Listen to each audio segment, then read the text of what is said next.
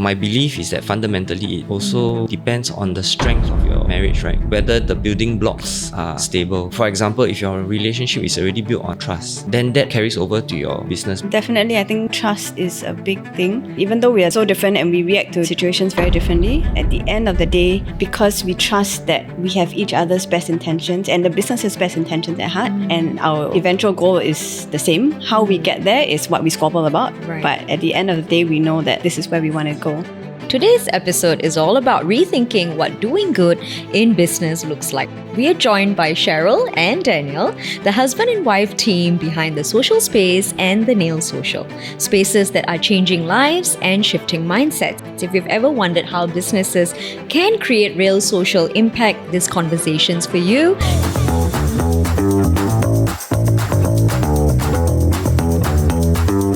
Cheryl and Daniel, welcome to OpenHaus. Thank you so much for being here. Thank you for having us. Thanks for having us. Now, before we talk about your incredible journey and story, right? Let's start with something, like to get to know a little bit about both of you, right? Now, how would each of you describe each other? So Cheryl, let's start with you, right? If there's one word that you would say to describe Daniel, what would it be? Wow. Jumping straight into it. My first word would actually be impulsive. Yeah, and I think that is both good and bad. Right. And Yeah. yourself, Daniel? Gumption. Gumption. Yeah. Oh, that's nice. So both of it works well together, right? So you're both married, and you've been married for how long now? Cheryl? You escaped. You should know We this. actually just celebrated our wedding anniversary, 3 days ago? Yeah. Oh, 3 days ago. Well, I say celebration loosely, as in it was our wedding anniversary, but we don't really Celebrate it. Yeah. So to be honest, we have no idea what 2004? No, Oh, 2000. wow, that's a long time. When was your wedding anniversary? 11 July. Oh, 12 July. 12 July. Wow, same as mine. Really? Yes, same as 12 mine. July. Now, how did you both meet, and what brought you all together? We actually were introduced by friends. Yeah. Yeah. But I tell people she picked me up at a club.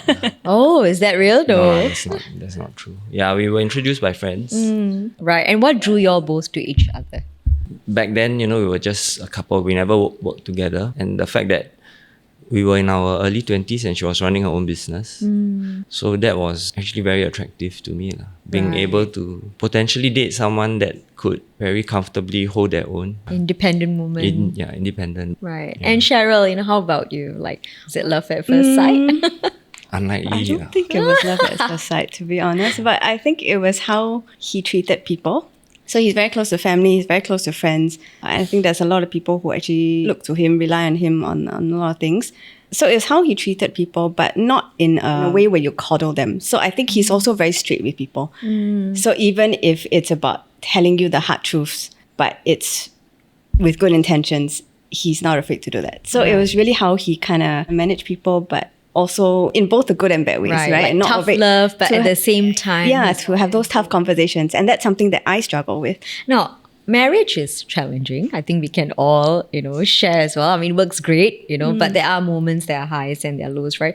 But building a business is also very demanding. And you decided to do both, right? What made you want to take that first step and say, okay, let's build a business together? Actually, at the start, I wasn't part of the plan, right? Cheryl had already secured a space for what is currently our first social space outlet. But at the very last minute, her partner had pulled out.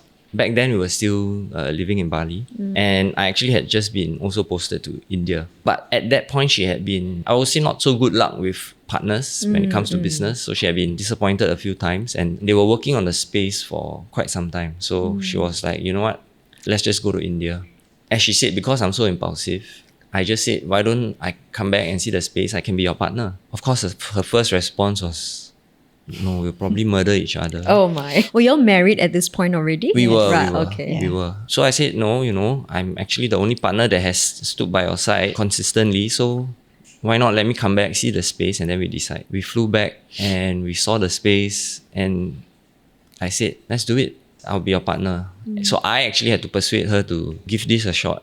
Right. And you, Cheryl, what gave you that confidence to step into this, as a couple? Because like you said, you end up murdering each other. Yeah. So like what gave you that, okay, let's do it? Actually, for the last few years, even before the social space, because I've been running my own business for quite a number of years, he's always wanted to run his own business. So he's always had suggestions on, let's do this together, let's do this together. And I've always been like, no way in hell, right? Because we're so different people. I've always, never even given it any thought. But when this happened, it happened unexpectedly because you mentioned my partner pulled out. And he offered to step in and I don't know, it felt right. And it also felt because he truly believed in what this business was supposed to be about. As opposed to the last few business ideas that he had, it was really about, I want to do this. And then it's a matter of just me coming on board to support his idea. But this was, we were both really building something and we both believed in it. So it felt very different this time round. And when he suggested it, I'm like, okay, you know what, let's give this a shot. Yes, and it's been 7 years, right? It's been 7 years. No one has strangled each other yet. So not yet, that's a good sign. Right. Now, who's the dreamer and the doer between the two of you? Dream is quite a nice lofty word lah. But I think we dream a lot of times also because, to be honest, I think we don't really know what we're doing at certain points lah. So we just envision certain things and then we work on it. It's a bit like when we first started, right? When I said I'll be her partner, I just came from a corporate job. I never run a cafe before, right? So we came together, and the honest truth is, for 3 months, we were sitting in our shop with the shutters down. The lease of the unit had already started. We had completed renovations. We were going in every day and we would sit with the shutters down. At that point, we weren't really doing very much, right? I kept telling myself my food wouldn't be good enough. I didn't know how to make a cup of coffee. So the equipment was there. Everything was there. It was only in April when we were like, hey, we have a couple of staff already. But they're coming in every day with us and we're just sitting there, staring at them. So we're just like, hey, how we have to open lah. Yeah. So when we finally opened, we just decided, okay, how about we don't charge customers? It's a pay as you wish kind of thing. You just come in and you pay. Like an honesty box sort of thing, yeah. Just so that we could practice and get feedback. Many would, I guess, consider that foolish, right? And I wouldn't. Right, they would think it's idealistic. Yeah, open a cafe, but you don't know how to run a cafe. You don't even know how to make a cup of coffee. Now, amongst that, sort of like chaos or dreams, right, that you had, what's one moment that you all looked at each other and say that, okay, I'm so happy that I got to do this with you? I think there have been a lot of moments lah, to be honest. Even in the middle of disagreements and all that sometimes, I think it's not lost on me that you have someone to disagree with, right? That you're not in this alone. As a married couple, right, like what advice, sort of you give them before they take that leap of faith? Don't do it. No, actually I wouldn't say that. I mean, I know of people who have done it. Yeah, people have done it. Some have succeeded, some have not. But I think my belief is that fundamentally it also depends on the strength of your marriage, right? Whether the building blocks are stable. For example, if your relationship is already built on trust, then that carries over to your business. I agree. Definitely, I think trust is a big thing. Even though we are so different and we react to situations very differently, at the end of the day, because we trust that we have each other's best intentions and the business's best intentions at heart, and our eventual goal is the same. How we get there is what we squabble about. Right. But at the end of the day, we know that this is where we want to go. Where you want to be. Now, Cheryl, you are some sort of like a serial entrepreneur, right? You did the Nail Social, and before that, you also did the hostels as well, right? What early experiences shaped this journey of yours? Not everyone wakes up and say, okay, I want to be an entrepreneur, I want to go into business. So were there any particular early experiences in your childhood or teenhood or young adult life that, pushed you to do this? Actually, with that, I would probably credit my parents and how I was brought up. So I have an older brother as well. And we were always doing things together. And there was never any time where, oh, you're a girl, you can't do this. Or, oh, you're the younger sibling, or you're the younger sister, you can't do that. So they never really let their fear hold me back. Although I know that, with all these decisions that I make and jumping into different risky situations, it would keep them up at night. But they never stopped me, and they never told me, oh no, don't do this, you should go and get a proper job, like or whatever. A 9 to 5. Yeah, so I was basically left to experience what I needed to experience. I was left to fail on my own, but they were always kind of there, not with a, like I told you so. It was that quiet support. We don't realize that parents actually are huge role models for us, right? So speaking of role models, Daniel, your mother was a volunteer is she still a volunteer? My mom is getting along with age. So she's close to 80, but she's given up quite a number of her roles. But yeah, she used to volunteer at the women's prison. Yeah, she used to volunteer at the women's prison. I remember there was this case where a construction worker had lost all his savings because the building had caught fire. So while everyone was running out of the building, he ran in because he had all his money under his pillow. So he basically lost everything. My mom decided to head to the construction site, not knowing what he looks like. All she knew was his name. So she tried to go in, but then you needed a hard hat. You need proper safety gear to go in, right? Yeah. So she went up and said, "I'm looking for Masood." And they were like, "Who's Masood?" By then a crowd had gathered. So they actually found the guy, pulled him over, and she gave him, I think, an ang pao of $250 and said, "I just want you to know Jesus loves you." At that point, I was very young. I thought that was quite crazy. Next thing I know, he shows up at my Chinese New Year reunion dinner. It is moments like that I think taught us about being human and being kind, and it's about doing what you think is right. So we ended up going over to his place after the dinner, but through that, I also got to see what his living conditions were like. So coming to the next question is, what does social enterprise actually mean to the both of you? Because for lay people, we just think, it's like a non-profit, is this, But to you actually running this business, what does it really mean to you, the impact that you have created? For me, it's about being conscious with the decisions that you make as a business. I think having run my own business for quite a while, I realized also that as a business owner and as an employer, you have a very big opportunity to make an impact. And that impact goes both ways, right? It's about being conscious with that and ensuring that the decisions that you make goes towards making a positive impact in the people that you work with, the community, whether it's your staff, your suppliers. Right. And for you, Daniel? Throughout my journey, it's really about using our business to do good, whether it is for customers or suppliers or staff, and leaving that positive impact, in whatever we do. And that drives our business decisions. Right. And what do you love most? I mean, people will say that, okay, I love working with people, I love serving the community, but what do you both love most about the work that you do? Aside to each other, of course. For me, I think it's that every day is a bit different. I was recently diagnosed with ADHD, and I think without realizing it, I would veer towards work that, didn't keep me desk bound.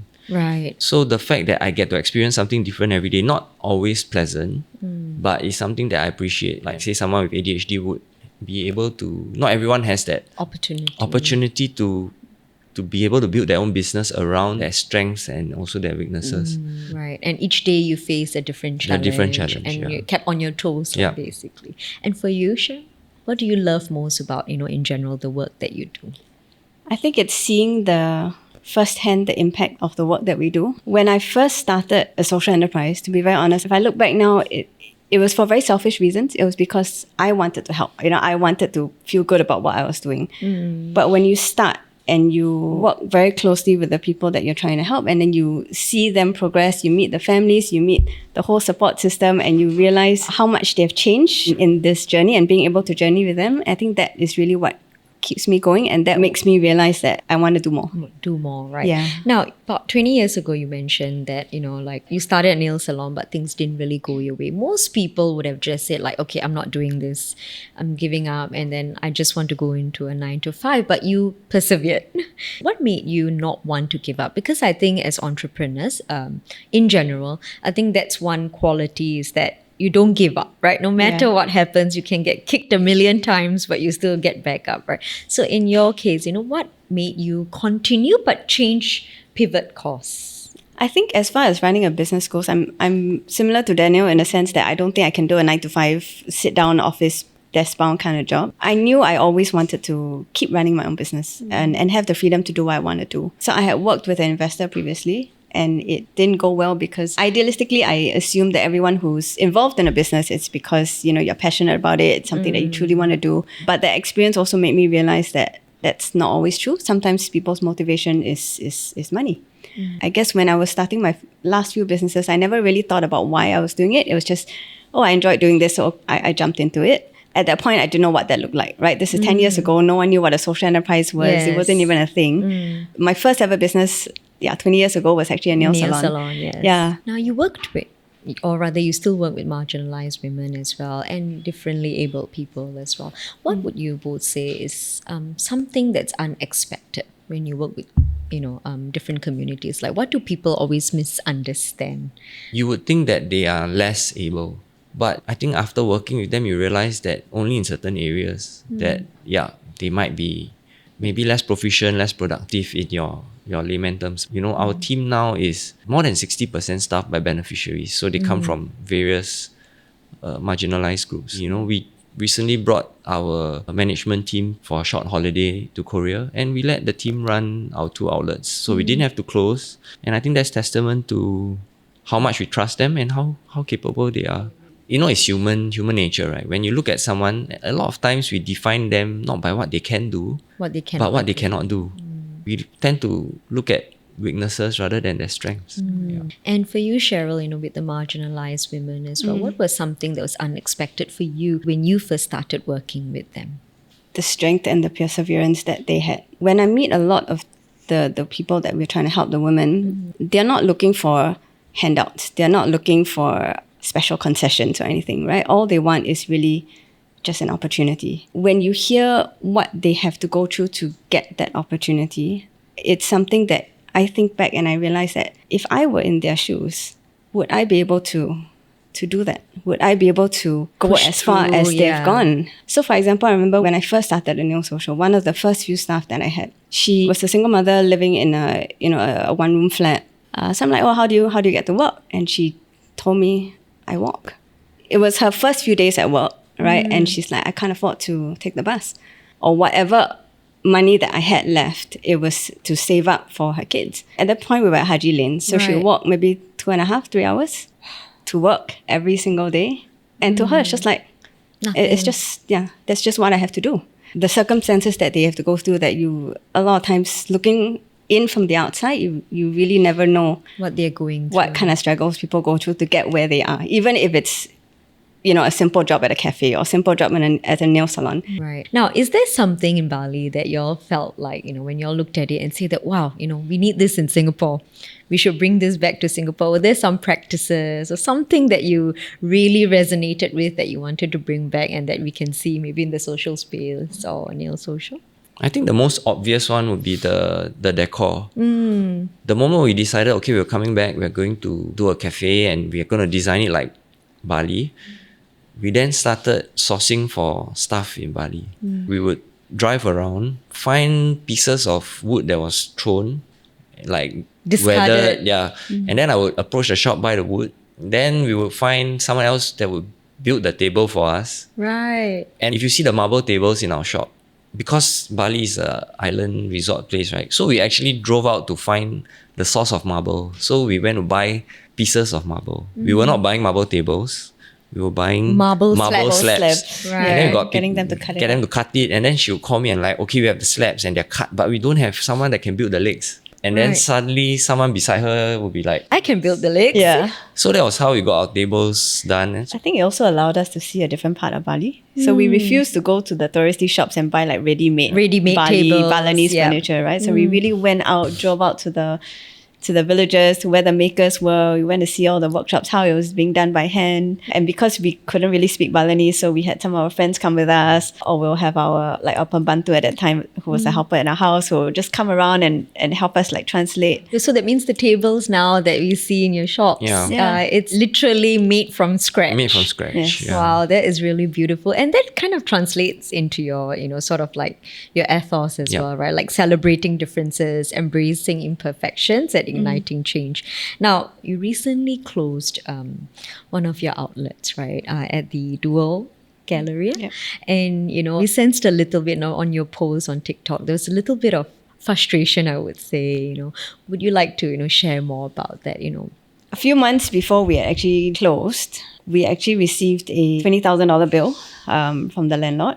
it was a property tax recovery bill, and it was something that really just hit us out of the blue and we didn't even expect it. To be fair, it was also not the landlord's doing. It was a tax that was levied on the landlord, which is then passed down to the tenant. tenant. So it's industry practice. It's just that this time round, normally, the landlords will appeal and then they would Try and get that reduced or waived. But on this occasion, it was not waived. To be fair to the landlord, they knew what we were doing, our business. They knew the nature of our business. They knew that it was also challenging in 𝙤𝙤 because many of the units around us were closed. There was the north-south corridor being built. The construction. Yeah, right? so we were basically boxed in. So I think they were very kind and they gave us a rebate, but we had to pay it, and so we just paid. I think 2 weeks after that, we got another bill for 2025. The previous one was for 2024. Oh my, so another 20,000. That was, I think, close to 10. It was prorated, 10,000. And we were at that point, we had accepted that, okay, this is not working. It's not working. This chapter is closed. Let's just pack up, move on. Now, having said that, you're right. Recently came out that F&B, a lot of F&B outlets are shutting down, or rather they are facing difficulties, and many owners have actually voiced it out. As business owners, what do you think can be done to support this community better? I think the truth is it's a tough time to be in business, right? Yeah, not just for us, but for just any in general. industry. Yeah, and it's no fault of anybody. Landlords got to do what they have to do. We also understand that because it's tough times, customers also Have to do spending what- less, yes, right? yeah. So I think what we basically try to do now, and I guess it's something different that we're trying to do, is trying to just be a bit more open about what we're doing, why we do what we do, be a bit more transparent about the good and the bad. And then hopefully, we let customers See it for themselves and see. exactly what goes on behind the scenes. Right. I think that's something that we have struggled with previously. We've always been quite private and honestly not really the kind that want to, be in front of the Openly camera. share, right? Yeah. Right. So having said that, it's been 7 years and I'm sure there's been a lot of highlights for you. So what are some of the highlights that you wish to also share? The struggles are there, but there's also good that comes out of the struggle. So what are some of your top highlights? So for example, with COVID, right? When COVID happened, and that was a horrible time for everybody. Right. But then in the midst of that, we had our regular customers who would come every single day to have the same apple and egg toast. There's only so many apple and egg toast you can have, but we had customers who would really come out intentionally to support us. We had customers who would buy, $1,000 worth of gift vouchers just to give to their friends and family and things like that. So it's not a big gesture, but at the end of the day, it's all these small little things that keep me going. So it's really this kind of support to me that I won't It's a forget. bit like kampung spirit, right? Like Yes. a community spirit that keeps Yeah. coming back to the business as well. And for you, Daniel? Actually, a lot of what keeps me going is the staff. And knowing that for as long as we do well, the staff, their lives are enriched as well. So we work closely with a welfare home that sits within the Institute of Mental Health. At one point, we had 3 of their residents working with us. So for one of them, when she first joined us, she had $60 to her name. And she was homeless, which was why she was staying within the home. So homeless and also with a mental health condition. She had recently quit. She was with us for probably about 3 years. Yeah. So she joined us during COVID. But when she left, it was the day she got discharged from the home. So she was in the home for a total of about 6 years. And I can tell you, being in that home, to me, it's like being in prison. You have no access to your phone. You have, I think, whatever even newspapers or magazines they get are probably outdated. So it's very, very restrictive. So my question to her was, you don't mind me asking how much money do you have? She's basically richer than me now. Oh. She had more savings than me. I don't know how she did it. Okay, but I think, She actually I saved know. every dollar. She saved every dollar. Also because she was staying in the home, she only spent on transport, but she was very, very disciplined. And when we asked her, what are you going to do after you quit? She's like, I'm going to travel the world. When she told me how much she had saved and knowing what she had been through, the past 6-7 years, I'm like, yeah, just go. Just do what you need to do. Just quit. And if you can travel, wow, that's a blessing, man. From literally she was found wandering the streets to now having enough money to live and to travel. But she really had to work her way there. She's usually the first one to reach work. Even on her off days, she would just stay in the home So she won't go out. She won't Spend the money. So she literally saved every single cent in the last 3+ years that she was with us. Right. And that's so admirable, right? From someone who had only Yeah. $60 to someone who can Yeah. spend that, save that money. Yeah. She must have really wanted it. And she must have seen it in that community that you created as well.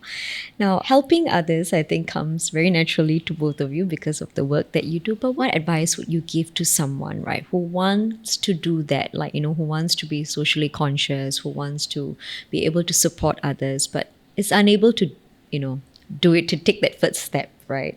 What are some like small habits or little steps that they can take to actually start doing so? I think my first advice would be to start small, but to start. I think a lot of times people don't start because they're afraid, don't know what to do, don't know how to start. But it doesn't need to be a big grand gesture. Right? gesture. We often think of just it take that small steps. Even if it's not monetary, it's just also about sharing them with your friends, writing a review, or even sharing them on social media. I think there are a lot of different ways to do it. And I think a lot of times when you start that first step, you then realize that, I can also do this. Then, I can also do this. So taking that first step to me is very important. Very important, yeah. Right. So it becomes like a building block, right? You see some progress and then you keep going, right? And Daniel, yourself, maybe you can share on the business part of it? The business part is a bit simpler lah. You just have to choose how you spend your dollar wisely. I hope customers spend a little bit more time understanding what exactly they're paying for.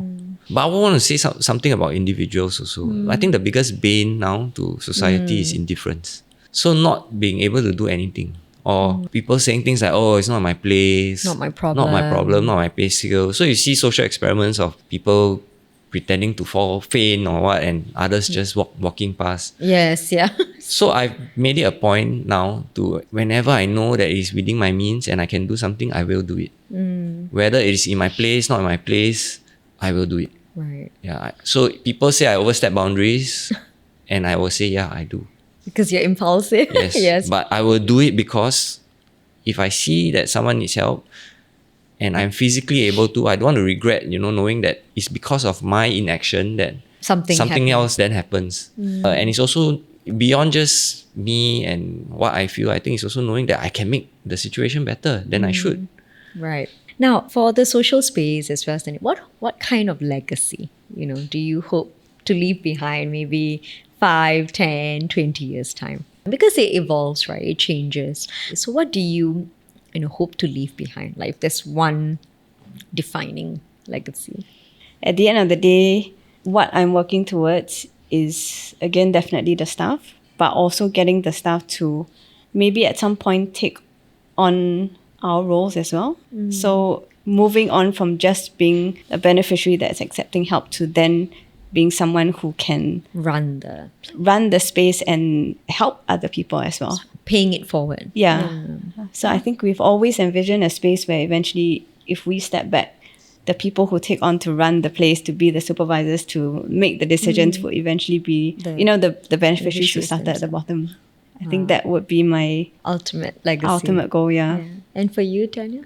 I think for us, it was never about, serving the best food or selling the best coffee or products. Of course, we wanted it to all be of a certain quality, but it was always really about bringing communities together. Whether it is letting customers interact with our staff who might have, some of them have not, when they work with us, they could have been in their room for the past 3-4 years. So interaction to them is something that is not so familiar. So being able to continue to connect communities, whether it's between customers and our staff, or exposing customers to the brands that we represent, and keeping that conversation going about what it means to be sustainable. What it means to treat people right through our social media stories, the interactions that as founders we have with customers, or with opportunities like now, to present ourselves in the media. Then I think we have done our job. If in 20 years we still can be doing this and we don't lose relevance, I think we have done our part. That's the legacy. Right. Thank you so much, both of you, Cheryl and Daniel. I think it's very eye-opening to hear about what the social space does, and of course the nail social as well.